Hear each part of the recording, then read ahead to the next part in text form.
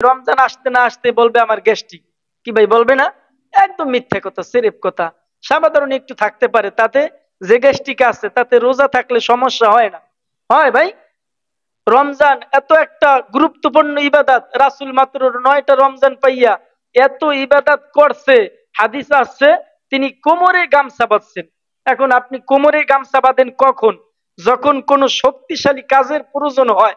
আর আমরা রমজান আসলে ছোলা কিনতে হইবে, বুট কিনতে হইবে, তৈল কিনতে হইবে, এইসব কিনা রমজানের খবরও নাই, তারাবির খবরও নাই। 2-4 দিন তারাবিতে লোক আসে, পরের দিন যেই সেই ইফতারে হুজুরে বিশাল একটা লিস্টি করে।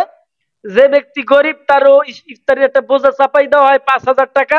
আইসা খাইছে খাইছে মানে কি বলে, আইসা খাইতে বসে, ওই লোকটাকে 5,000 টাকা একদিনে নষ্ট করছে, রোজা রাখে না। মাসলা দেয় হুজুর ইফতারি করলেও সোয়াব। সোয়াব আছে, কোনো সন্দেহ নাই, ইফতারি করাতে কোনো সমস্যা নাই, সোয়াব আছে। কিন্তু ভাই আপনি কোন বিবিকে সারাটা দিন খাইছেন? আবার মাসলা দেয় রমজান মাসে আরেকটা হাদিস জানেন, এটা হচ্ছে জাল হাদিস।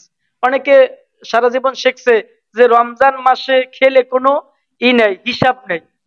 এই বিষয়টা আপনি একটু হাদিস থেকে দেখবেন, অথবা যারা আলেম, বিজ্ঞ আলেম, তাদের কাছ থেকে জানবেন।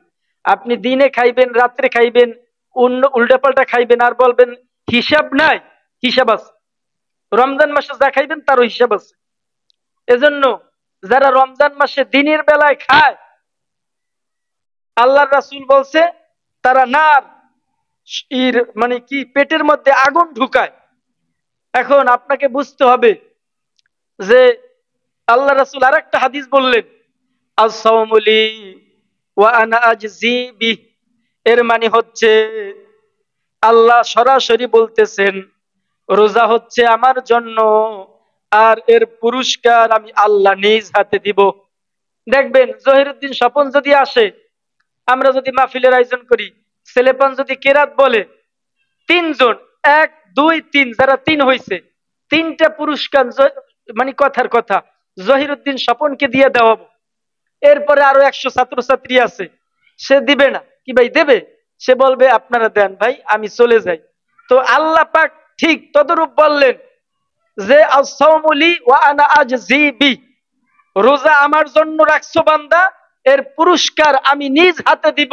এটা কোনো ফেরেশতারা দেবে না। হাদিস সাক্ষ্য দেয় অন্য অন্য যাবতীয় যে ভালো কাজ করছেন এর যে একটা পুরস্কার আছে, এটা ফেরেশতারা দেবে। কিন্তু রোজার এই বিষয়গুলো সরাসরি আল্লাহ দেবে। এখন রোজার কিছু মাসলা আছে। এই শাবান মাসে যদি আপনি রোজা রাখেন, বিশেষ করে আমাদের সম্মানিত মা এবং বোনেরা, তাদের অনেক রমজান ছুটে যায় প্রকৃতি কারণে। তারা পরে আর মনেও রাখে না যে কয়টা রোজা ছুটে গেল। এই রোজাগুলো রাখা তাদের জন্য গুরুত্বপূর্ণ। এই যে শাবান মাস চলতেছে, তারা যদি এই মাসে 10টা, 15টা, 20টা রোজা রাখে, তাহলে 2টা বিষয় আদায়। একটা হচ্ছে রাসূলুল্লাহর সুন্নাত তরিকা, সেটা তারা পালন করছে। আর এখন দেখেন আপনি বাকি যদি বারবার খান দোকানে, আবার যদি নতুন বাকি নিয়ে যান, তাহলে দোকানদার আপনার তারাই দেবে। পিছনে আপনি রোজাগুলো বাকি আছে, আপনার উপর কাজা আছে, বিশেষ করে মহিলারা যাদের কাজা থাকে, তারা এই মাসে আপনারা আদায় করে নিতে পারেন। তারপরে সামনে মাস থেকে আবার আপনাদের রোজা স্টার্ট করতে হবে। কিন্তু রোজার গুরুত্ব আমাদের বাংলাদেশে নাই। আছে হচ্ছে ইসের গুরুত্ব, এর নাম কি, আহ ইফতারের গুরুত্ব। যেইটার গুরুত্ব থাকার কথা সেইটার গুরুত্ব নাই, রোজার গুরুত্ব নাই। বিশ্বাস করেন, এই তো আর কয়েকদিন পরে রমজান, এই সামনে আসতে আছে লাইলাতুন নিসফি মিন শাবান, ভালোবাসা দিবস আসতে আছে না, ফেব্রুয়ারি। এবছর ভালো একটা সম্ভবত আর কয়েকদিন পরেই শবে বরাত। শবে বরাত আর ওই ভালোবাসা দিবস, যাকে আমরা বাংলাদেশে বলি ভালোবাসা দিবস। একটা কথা জেনে রাখেন, নবীদের নামে মানুষ মিথ্যা কথা বলে। কোন নবীরা ভালোবাসা করে না, কোন মেয়ের সাথে তাদের কোনো সম্পর্ক ছিল ভাই?